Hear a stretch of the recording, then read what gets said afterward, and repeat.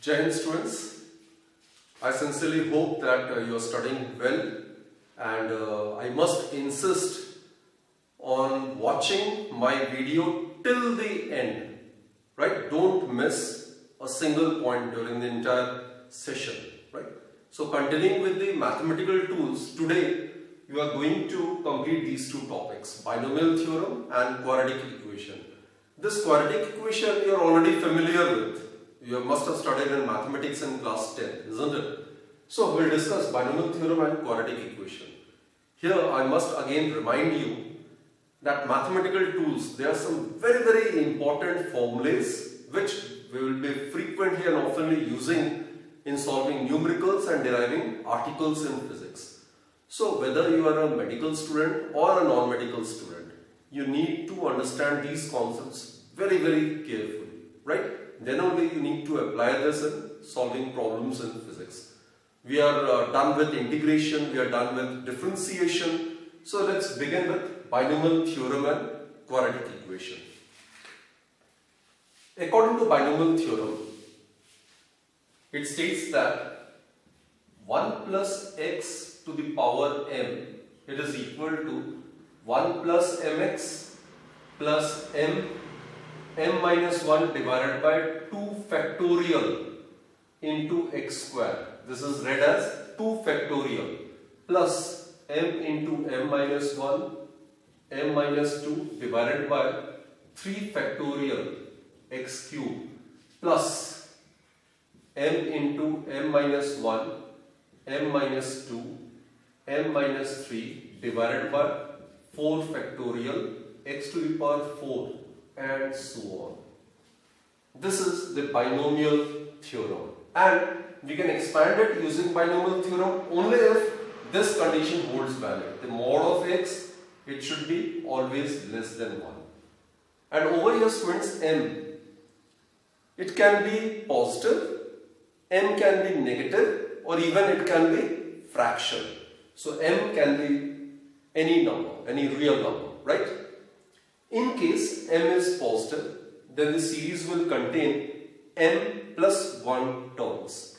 In case it is 2, it will contain 3 terms. In case it is 3, it will contain 4 terms. In case it is 4, the entire series will contain 5 terms.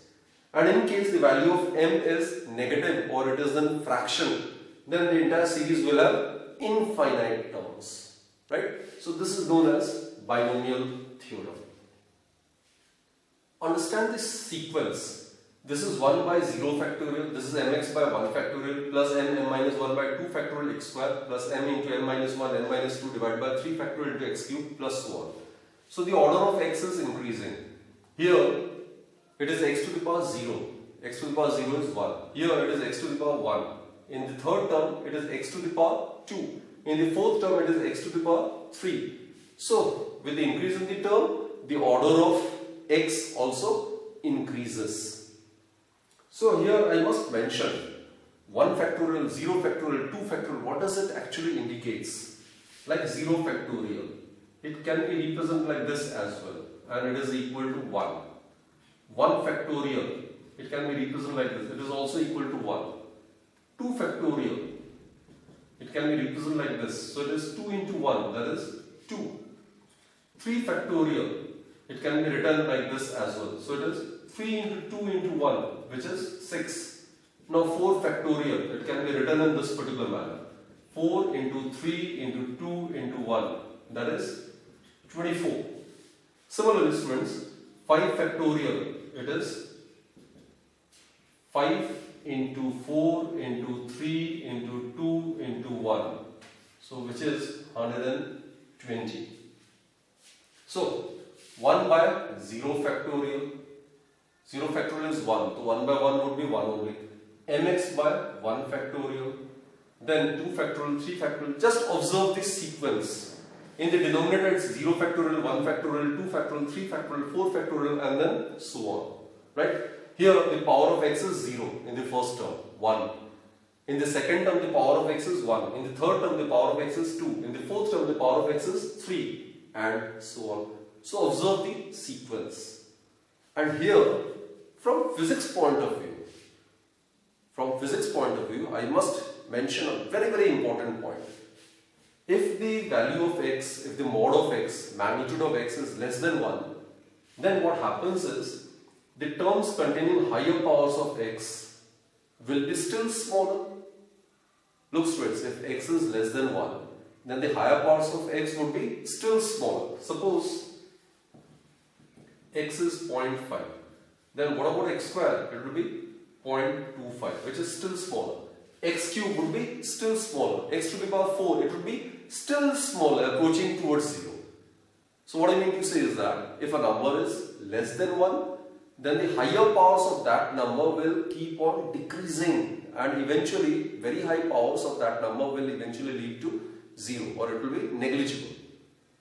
So students, from physics point of view, during this binomial expansion we consider only the first two terms. The rest of the terms involves the higher powers of x. The rest of the terms, the third term, fourth term, fifth term, they all will contain higher powers of x. So therefore, x being smaller, the terms containing higher powers of x will be still smaller, and logically they can be excluded or they can be neglected.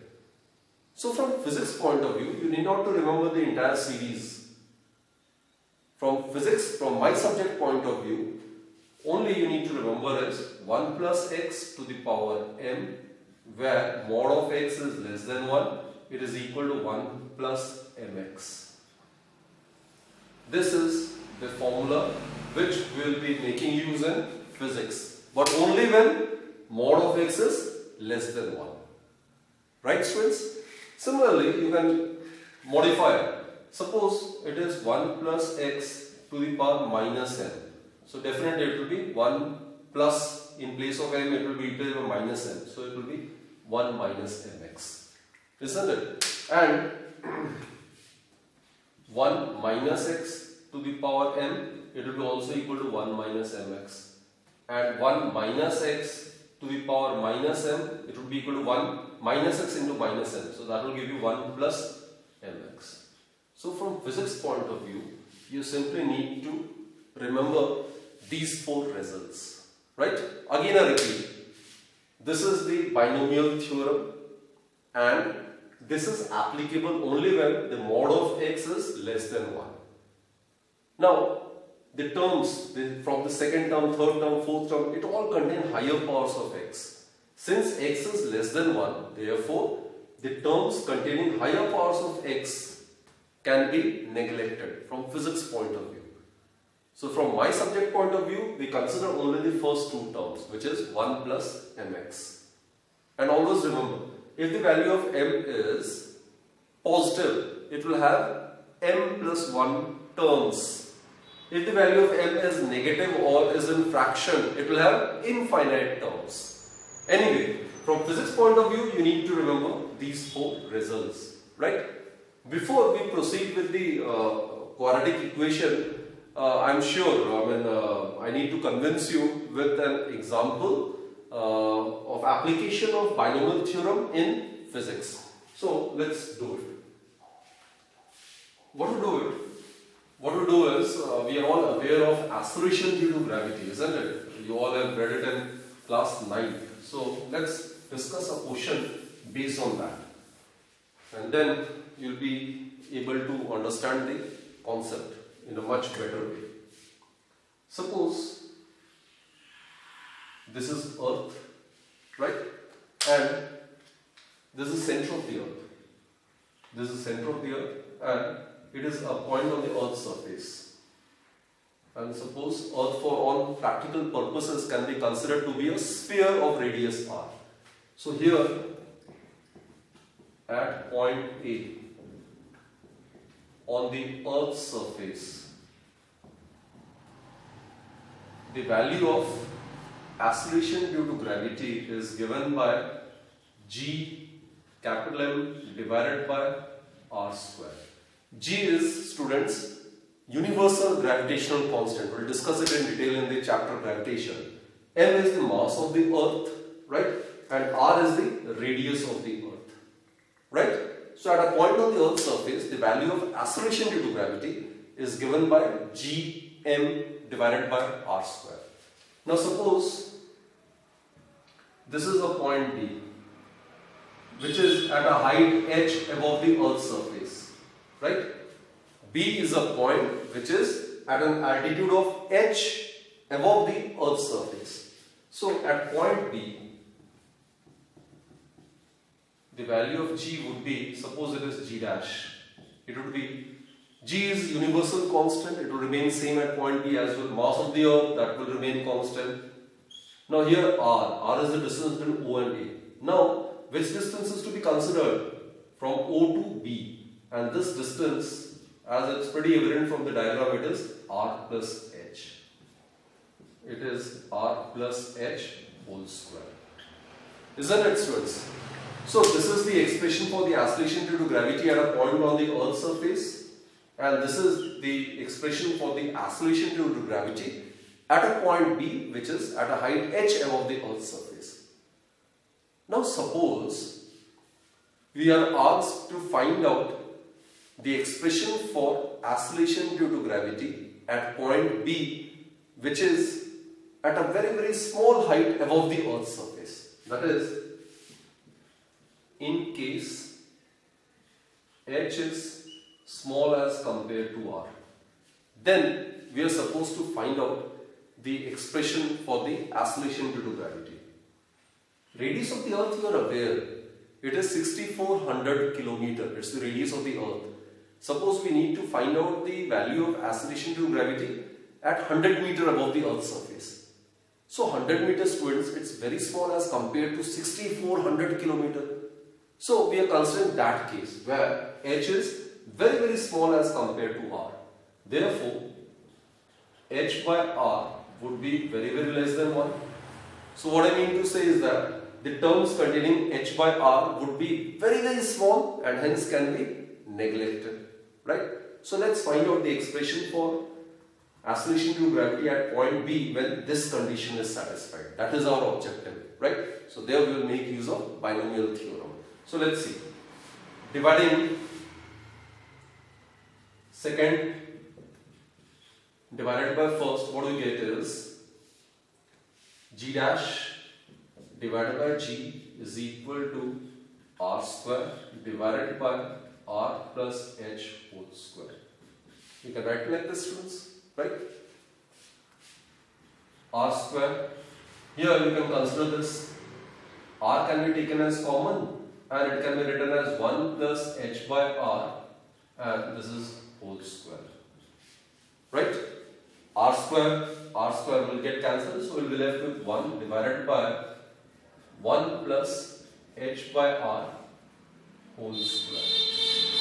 So what we get is, after rearranging the terms, what we get is g dash divided by g would be equal to reciprocal of 1 plus h by r whole square. It will give us 1 plus h by r to the power minus 2.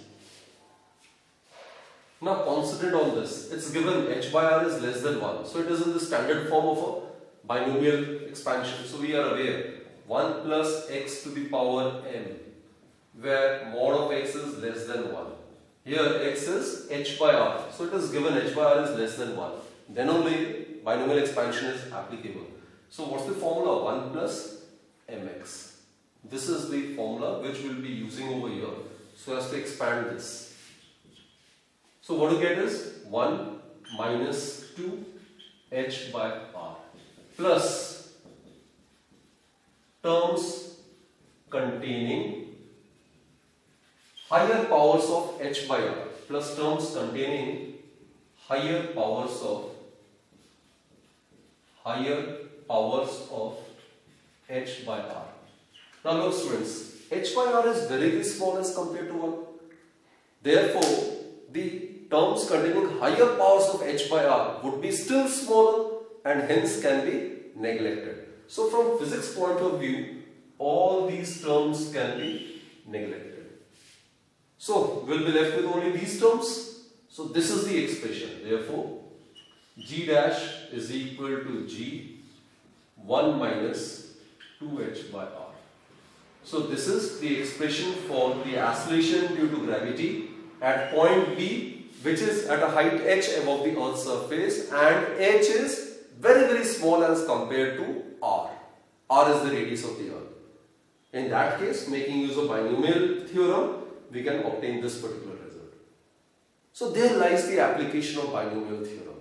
Without knowing binomial theorem, this article would not have been possible, isn't it? So, binomial theorem, I hope you have understood the concept, right? Where to apply the logical approximation and all that. So just remember the concept and you will be easily able to do any questions associated with it. Now let's proceed with the next one, quadratic equation. It's too simple. So let's try this one.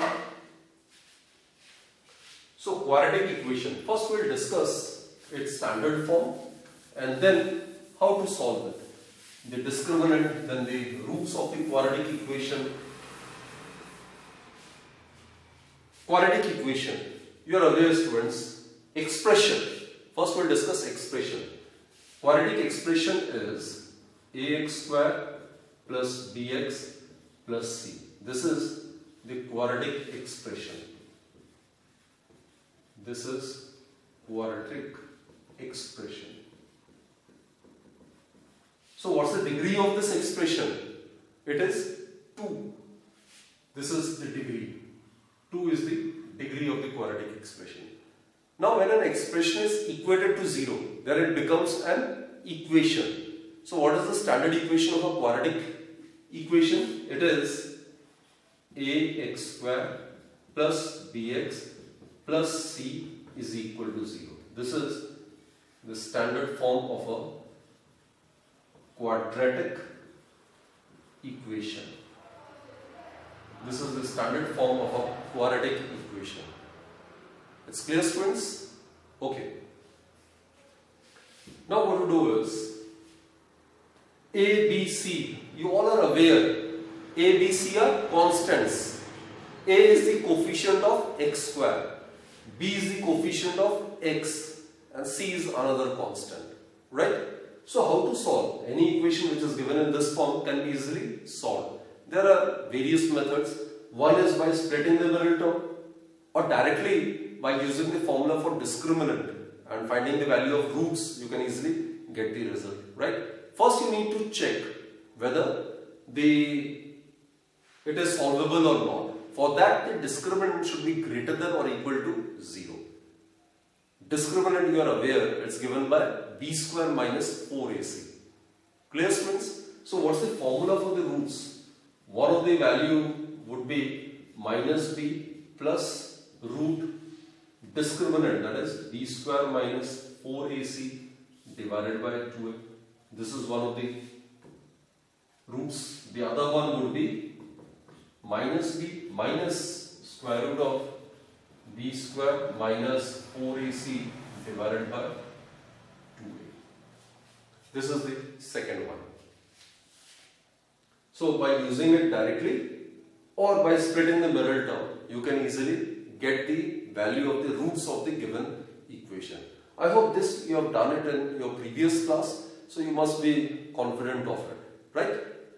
So for this session we will conclude and in the next lecture we'll continue with some other very important mathematical tools, right? So do practice some questions related to quadratic and binomial theorem, and we'll continue in the next lecture then. Till then, goodbye and do take very good care of yourself. Bye bye.